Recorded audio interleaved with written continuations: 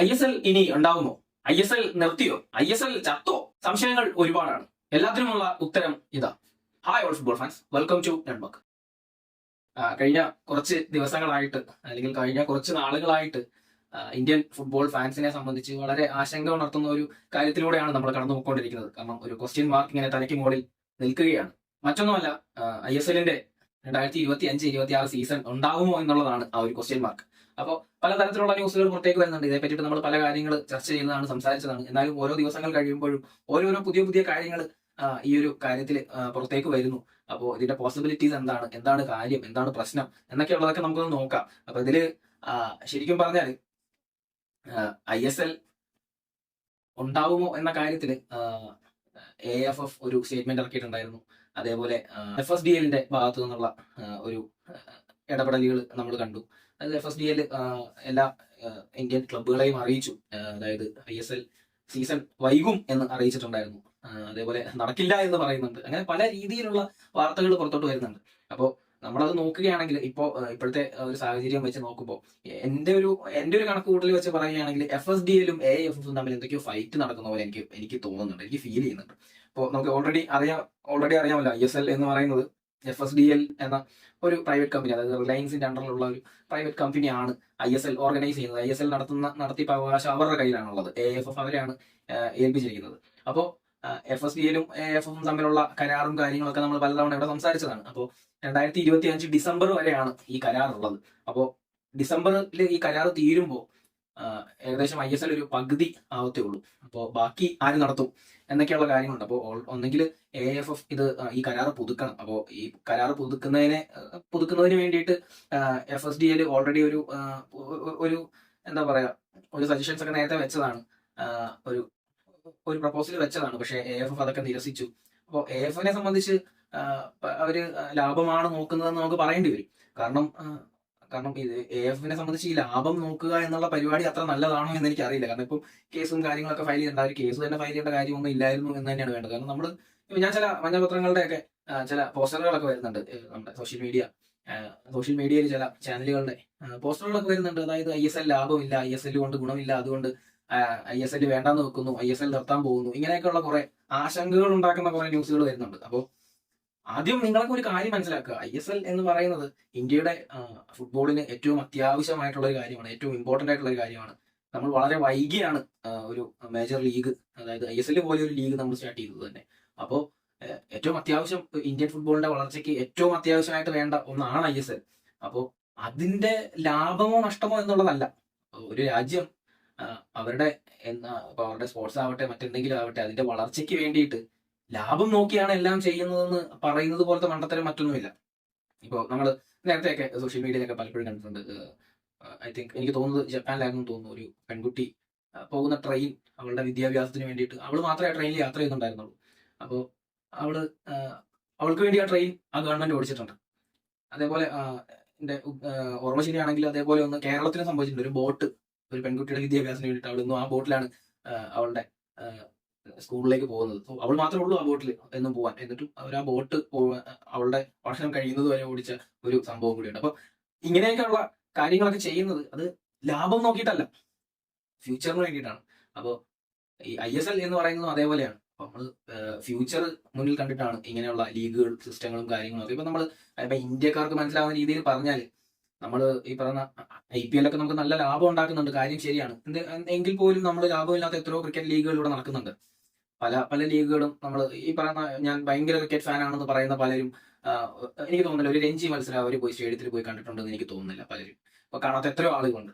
അപ്പോൾ അതൊക്കെ എത്രത്തോളം ലാഭത്തിലാണ് ഓടുന്നത് എന്നുള്ള കാര്യം ആരെങ്കിലും അന്വേഷിക്കുന്നുണ്ട്? ഒന്നുമില്ല. അതൊക്കെ ആവശ്യമുള്ള കാര്യങ്ങളാണ്. അപ്പം ലാഭം മാത്രമല്ല കാര്യം ഇവിടെ. അപ്പോൾ ലാഭം മാത്രം നോക്കിയിട്ട് ഒരു സിസ്റ്റം മുമ്പോട്ട് കൊണ്ടുപോവുകയാണെങ്കിൽ അത് എത്രത്തോളം പോകും എന്നുള്ളത് നമ്മളിപ്പോ മനസ്സിലായല്ലോ. നമുക്കിപ്പോ ISL എന്ന് പറയുന്നത് ലാഭം നോക്കി നടത്തേണ്ട ഒന്നല്ല. അപ്പോൾ അത് ആദ്യം AFF മനസ്സിലാക്കേണ്ട ഒന്നാണ്.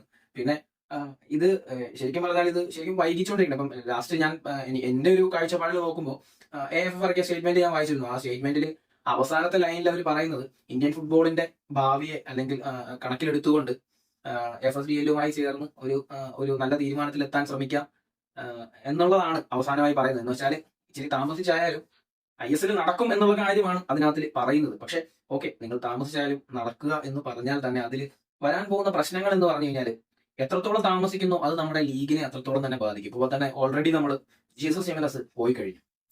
ആള് പോയതിന്റെ കാരണം തന്നെ പറയുന്നത് സീസൺ മാച്ചുകൾ കുറവായിരിക്കും, റെസ്റ്റ് കൂടുതൽ വരും, ഇങ്ങനെയൊക്കെ ആളുടെയൊക്കെ ഒരു നല്ല ടൈമിലൂടെയാണ് ആൾ കടന്നു പോകുന്നത്. അപ്പൊ ആൾക്ക് നല്ല ലീഗുകൾ കളിക്കുക, നല്ല പ്ലേയിങ് ടൈം കിട്ടുക, ഇങ്ങനെയുള്ള കാര്യങ്ങളാണ് അവർ നോക്കുന്നത്. അപ്പം അത് ഇപ്പൊ എമിറേറ്റ്സ് അങ്ങനെ പോയിട്ടുണ്ട് എങ്കിൽ പല പ്ലേയേഴ്സും അങ്ങനെ പോകാൻ സാധ്യതയുണ്ട് ഇവിടുന്ന്. ഇപ്പോ ബ്ലാസ്റ്റേഴ്സ് എന്ന് മാത്രമല്ല, ഇവിടുത്തെ എല്ലാ ക്ലബ്ബുകളിൽ നിന്നും ഇവിടെ കളിച്ചുകൊണ്ടിരിക്കുന്ന പല വിദേശ താരങ്ങളും പോകാൻ സാധ്യതയുണ്ട്. പിന്നെ നമ്മളുടെ അതായത് ഇന്ത്യൻ പ്ലേയേഴ്സിന്റെ ഒക്കെ പ്ലേയിങ് ടൈമും കാര്യങ്ങളും അവരുടെ ഷെഡ്യൂളും എല്ലാം തെറ്റും. അത് നമ്മുടെ നാഷണൽ സ്ക്വാഡിനെ ബാധിക്കും. അങ്ങനെ ഒരുപാട് കാര്യങ്ങൾ. പിന്നെ ഒരു ക്ലബിനെ സംബന്ധിച്ച് നോക്കുകയാണെങ്കിൽ ഒരു സീസൺ ആകുമ്പോഴത്തേക്ക് അവർ എന്തെല്ലാം കാര്യങ്ങൾ അറേഞ്ച് ചെയ്യുന്നുണ്ട്. അവരുടെ ഫിനാൻസ് ആണെങ്കിലും അവിടെ ജോലി ചെയ്യുന്ന ആളുകളാണെങ്കിലും ഒക്കെ അവർ എന്തെല്ലാം എത്ര ക്രോർസ് മുടക്കിയിട്ടാണ് ഒരു ടീം അവർ ബിൽഡ് ചെയ്തെടുക്കുന്നത്. അപ്പോൾ ഇവിടെ കളി കുറവാണെങ്കിലോ അല്ലെങ്കിൽ സീസൺ വൃത്തിക്ക് നടക്കുന്നില്ല എങ്കിലും ഒരു ക്ലബിന് ഉണ്ടാവാൻ പോകുന്ന നഷ്ടങ്ങൾ ഏത് രീതിക്കായിരിക്കും എന്നുള്ളത് ഈ പറയുന്ന AIFF ചിന്തിക്കേണ്ട കാര്യമല്ലേ. അപ്പോൾ ഇതൊന്നും ഇവർക്ക് അറിയാത്ത കാര്യങ്ങളൊന്നും അല്ല.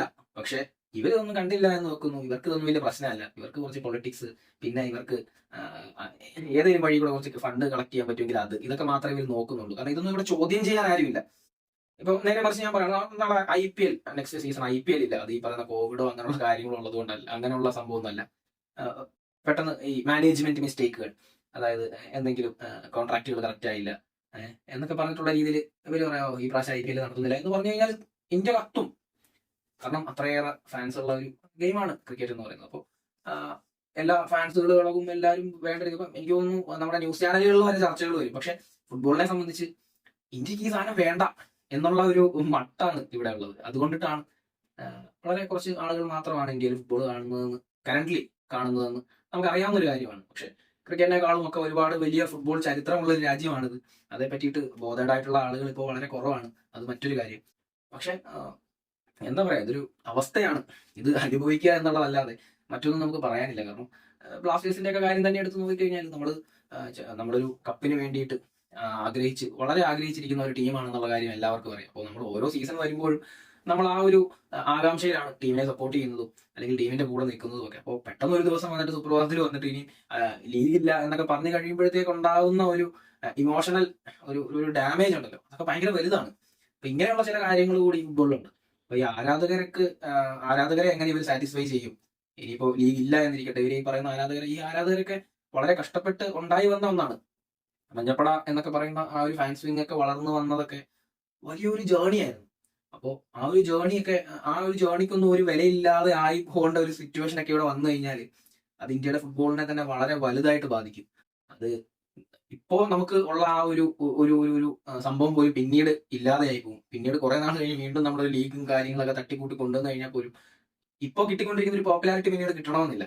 അപ്പൊ ഇങ്ങനെയുള്ള പ്രശ്നങ്ങൾ ഒരുപാട് ഇതിനകത്തിൽ വരാൻ സാധ്യതകളുണ്ട്. അപ്പോൾ ശരിക്കും പറഞ്ഞാൽ ഇവിടെ ചെറിയ ചെറിയ സിമ്പിൾ കാര്യങ്ങളേ ഉള്ളൂ. ആ ഒരു കോൺട്രാക്റ്റും കാര്യങ്ങളൊക്കെ ഒന്ന് പുതുക്കി ലാഭത്തിന് വേണ്ടി നിൽക്കാതെ ഫ്യൂച്ചർ മുന്നിൽ കണ്ടിട്ട് പോവേണ്ട ഒരു സ്ഥലമാണിത്. അപ്പൊ അവിടെ ഇതൊക്കെ ഒന്ന് മര്യാദയ്ക്ക് ഹാൻഡിൽ ചെയ്താൽ മതി. മര്യാദയ്ക്ക് ഹാൻഡിൽ ചെയ്യണം എന്നുണ്ടെങ്കിൽ ആദ്യം തലയ്ക്കകത്ത് ആൾതാമസമുള്ള മാനേജ്മെന്റ് ഇവിടെ ഉണ്ടാവണം. ആ മാനേജ്മെന്റ് ഇല്ലാത്തതാണ് ഇവിടുത്തെ പ്രശ്നം. കല്യാൺ ചൗബയൊക്കെ പോലെയുള്ള വെഡലകളെ കൊണ്ടുവന്നിട്ട് തലപ്പത്ത് കയറ്റി ഇരുത്തിയേക്കുന്നതിന്റെ പ്രശ്നം തന്നെയാണെന്ന് നമുക്ക് പറയണം. അല്ലാതെ വേറെന്ത് പറയാനാണ്? അപ്പോൾ ശരിക്കും പറഞ്ഞാൽ ഇപ്പം ഈ ക്ലബ്ബുകളാണ് ശരിക്കും പെട്ടിരിക്കുന്നത്. ക്ലബ്ബുകൾ അവരുടെ പ്ലേയേഴ്സ് ഒക്കെ പോയാൽ എന്ത് ചെയ്യും? ഇപ്പൊ ഇവിടെ പ്ലേയേഴ്സിനെയൊക്കെ റിലീസ് ചെയ്യാനുള്ള പ്ലാൻസും കാര്യങ്ങളൊക്കെ നടക്കുന്നു. പിന്നെ പല ടൈപ്പ് ഓഫ് കാര്യങ്ങളൊക്കെ വരുന്നുണ്ട്. പിന്നെ ഇത് ആഘോഷിക്കുന്ന ചിലരുണ്ട് കേട്ടോ. അവര് എന്താ പറഞ്ഞു കഴിഞ്ഞാൽ അത് മോശമായി പോകും. അതുകൊണ്ട് ഞാൻ പറയുന്നത്, ഇത് ആഘോഷിക്കുന്ന ആളുകളുണ്ട്. ഇപ്പോഴും ബ്ലാസ്റ്റേഴ്സിനെ പോലും കളിയാക്കുന്ന മലയാളികളുണ്ട്. അപ്പോൾ അവരൊക്കെ നമുക്ക് മെസ്സേജ് ഒക്കെ അയക്കും, ISL ചത്തു, ISL ഭരിച്ചു എന്നൊക്കെ പറഞ്ഞ് ആഘോഷിക്കുന്നവരുണ്ട്. ആഘോഷിക്കുന്നവരോട് എന്ത് പറയാനാണ്? അവർക്ക് ഈ ഒരു കാര്യത്തെ പറ്റിയിട്ട് വലിയ ധാരണ ഇല്ലാത്തത് കൊണ്ടാണെന്നാണ് ഞാൻ മനസ്സിലാക്കുന്നത്. അവരുടെ വിചാരമൊക്കെ അങ്ങനെയൊക്കെ പറയുന്നതും പ്രവർത്തിക്കുന്നതൊക്കെ ഭയങ്കര സ്റ്റൈലാണ്, ഭയങ്കര സംഭവമാണ് എന്നൊക്കെ വിചാരിക്കുന്ന ആളുകളാണ്. അവരെന്തെങ്കിലും പറയട്ടെ. പക്ഷെ ISL ഉണ്ടാവും എന്ന് തന്നെയാണ് AIFFന്റെ ആ സ്റ്റേറ്റ്മെന്റിന്റെ അവസാന വരികളിലൂടെ നമുക്ക് മനസ്സിലാവുന്നത്. അപ്പൊ എന്തായാലും ഇതൊക്കെയാണ് ഇവിടുത്തെ പ്രശ്നങ്ങൾ. ISL നടന്നില്ലെങ്കിൽ ഉണ്ടാവാൻ പോകുന്ന പ്രശ്നങ്ങൾ ഇതൊക്കെയാണ്. നിലവിലെ പ്രശ്നം ഇതാണ്. ഇപ്പോൾ നടക്കാതിരിക്കാൻ സാധ്യത ഒന്നുമില്ല, നടക്കും, എന്തായാലും നടക്കും. കുറച്ച് താമസിച്ചിട്ടായാലും നടക്കും എന്നുള്ളതാണ്. പക്ഷെ ഒരുപാട് താമസിക്കും തോറും ഇങ്ങനെയുള്ള ചില പ്രശ്നങ്ങൾ നമ്മൾ ഫേസ് ചെയ്യേണ്ടി വരും. ചില പ്രശ്നങ്ങൾ വരും. അപ്പൊ എന്തായാലും നമുക്ക് കാത്തിരിക്കാം. Thank you.